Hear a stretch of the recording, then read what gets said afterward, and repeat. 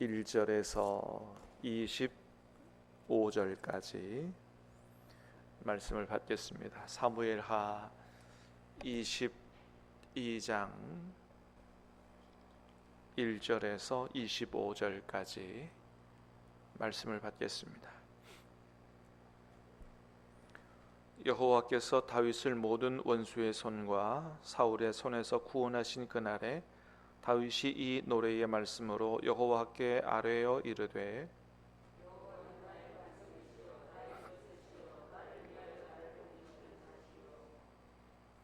내가 피할 나의 반석의 하나님이시요 나의 방패시요 나의 구원의 뿌리시요 나의 높은 망대시요 그에게 피할 나의 피난처시요 나의 구원자시라. 나를 폭력에서 구원하셨도다.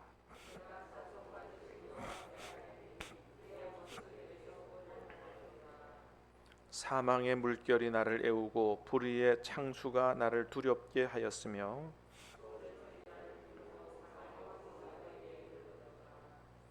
내가 환난 중에서 여호와께 아뢰며 나의 하나님께 아뢰었더니 그가 그의 성전에서 내 소리를 들으시며 나의 부르짖음이 그의 귀에 들렸도다.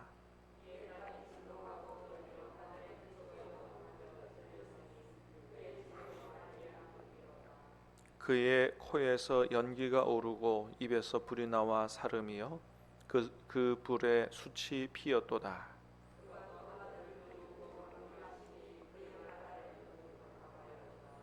구룹을 타고 나르시며 바람 날개 위에 나타나셨도다.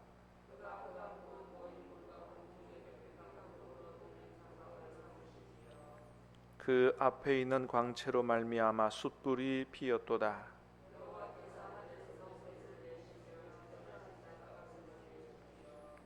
화살을 날려 그들을 흩으시며 번개로 무찌르셨도다.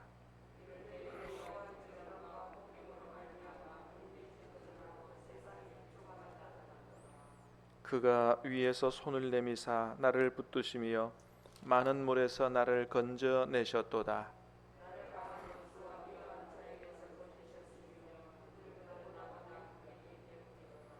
그들이 나의 재앙의 날에 내게 이르렀으나 여호와께서 나의 의지가 되셨도다.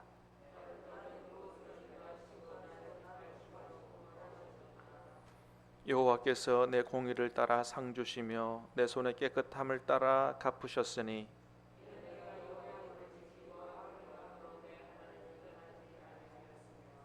그의 모든 법도를 내 앞에 두고 그의 규례를 버리지 아니하였음이로다.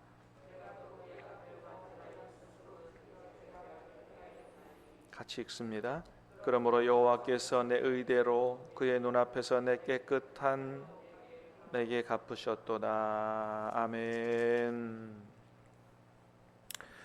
자, 오늘 말씀은 1절에 있는 대로 다윗이 어려운 중에 하나님의 도우심을 받아서 모든 환난에서 구원을 받고 또 사울 왕에게 쫓겨다닐 때도 하나님의 도우심을 기억하면서 자신을 구원해 주신 하나님 앞에 감사 찬양으로 노래하는 그런 내용이 바로 오늘 본문의 말씀입니다.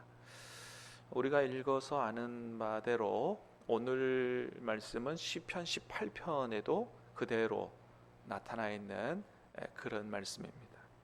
자, 1절에서 3절까지를 한번 다시 보겠습니다. 시작.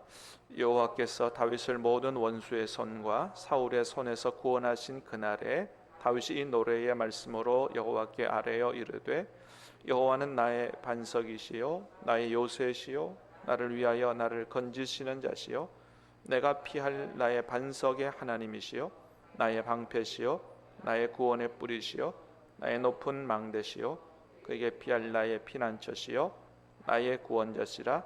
나를 폭력에서 구원하셨도다. 아멘. 여호와는 나의 반석이시요 나의 요새시요 나를 건지시는 자시요 나의 방패시요 나의 구원의 뿌리시요. 하나님에 대해서 얼마나 동원할 수 있는 모든 참 아름다운 참 이런 단어로 하나님을 찬양하고 노래하는지 모릅니다. 자, 그런데 이런 표현들이 단순히 노랫말 가사 또는 시어 이런 게 아니라는 거죠. 자신이 다윗의 인생을 살면서 어려움을 만날 때 직접 경험한 그런 하나님을 이렇게 찬양하고 노래하는 것이다라고 하는 겁니다. 그래서 우리가 금방 읽은 말씀들에 보면 다 무슨 단어가 들어가 있어요? 단순히 하나님은 반석이고 요새시고 뭐 방패시고 이렇게 노래하는 게 아니고 나의 반석이요, 그죠? 하나님은 나의 요새시요. 나의라고 하는 말이 다 들어가 있어요. 나의 반석의 하나님, 나의 방패, 나의 구원의 뿌리. 무슨 얘기입니까?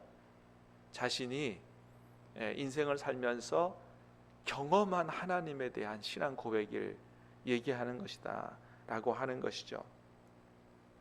어려울 때마다 자신이 의지할 만한 반석이 되어주셨고, 또 악한 무리들과 싸움할 때 하나님이 자신을 지켜주시는 요새가 되기도 하셨고, 피난처가 되기도 하시고, 방패가 되기도 하시고, 환난 중에 만날 큰 도움이 되셨다. 사랑하는 여러분, 이 하나님이 바로 저와 여러분의 하나님이신 줄로 믿습니다. 다윗에게 큰 반석이요, 방패요, 구원자가 되신, 도움이 되신 그 하나님이 바로 우리 하나님이시다. 그래서 오늘 이 다윗의 감사 찬양이 다윗의 감사 찬양으로 기억되어지는 것만이 아니라 저와 여러분의 인생 중에 저와 여러분도 경험되어지는 저와 여러분의 감사 찬양이 될 수 있게 되기를 주님의 이름으로 축복합니다. 하나님이 나의 방패요, 요새요, 반석이 되신다 라고 노래할 수 있어야 된다. 자, 오늘 본문에 보면 다윗이 인생 중에 얼마나 큰 어려움들을 만났었는가라고 하는 것을 잘 볼 수가 있죠. 자, 5절 말씀을 보겠습니다. 시작. 사망의 물결이 나를 애우고 불의의 창수가 나를 두렵게 하였으며, 6절도 봅니다. 시작. 수월의 줄이 나를 두르고 사망의 올무가 내게 이르렀도다. 사망의 물결이 나를 애우고 불의의 창수가 나를 두렵게 하였도다. 자신에게 당한 어려움들을 사망의 물결이다, 불의의 창수다 이렇게 표현해요. 여러분,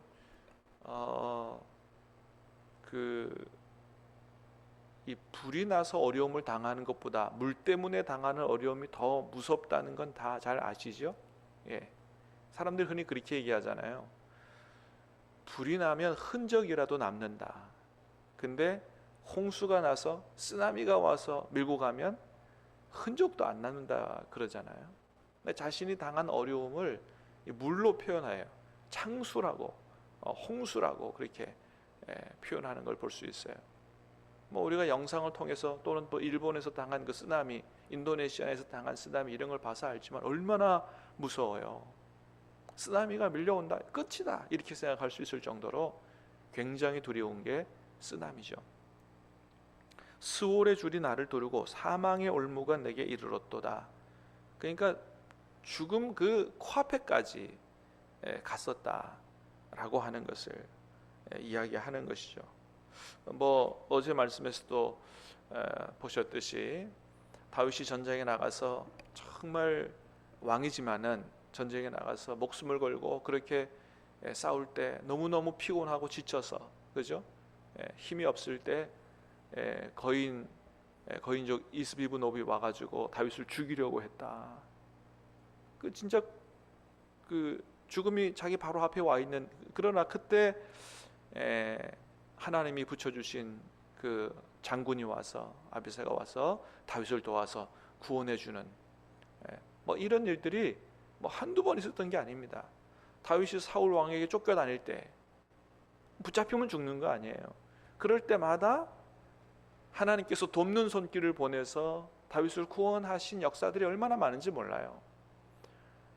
사울의 딸 미가를 통해서 구원하시고 또 사울의 아들 요나단을 통해서 구원하시고, 여러분 이거 굉장히 놀라운 거예요. 사실 요나단 같은 경우는 왕위 계승 1호 아니에요.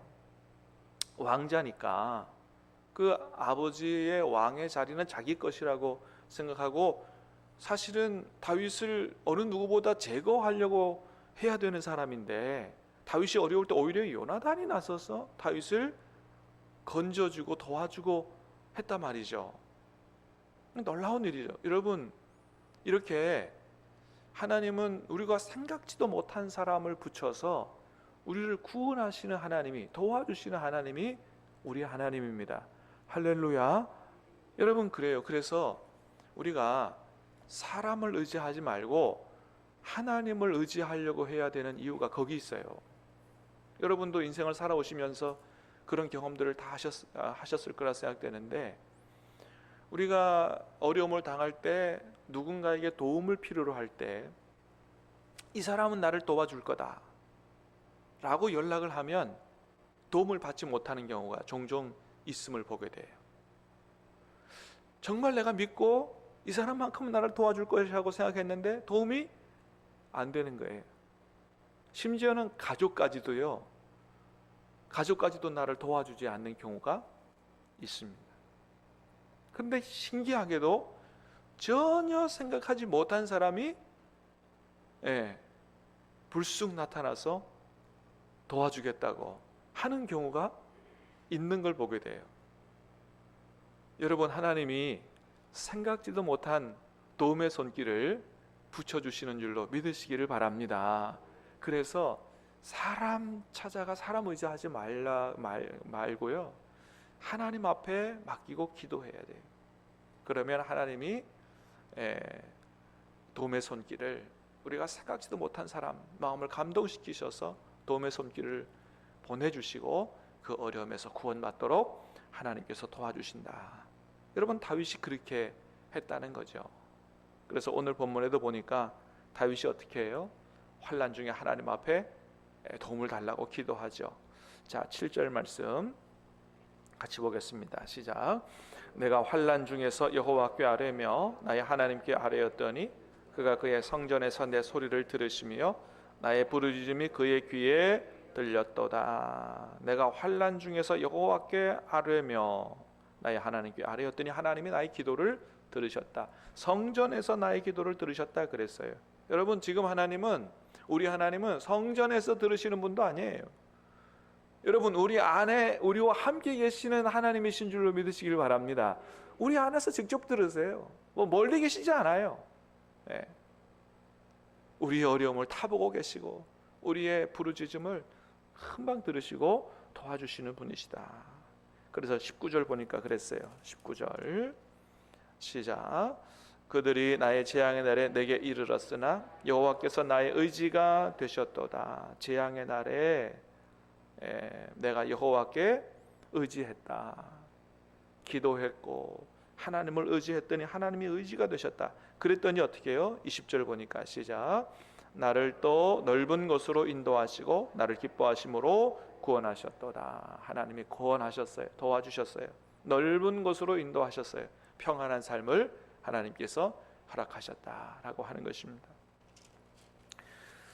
여러분, 사실 다윗이 하나님 앞에 밧세바를 범하는, 또 그의 남편을 죽이는 아주 큰 죄를 저지른 사람이기도 했지요.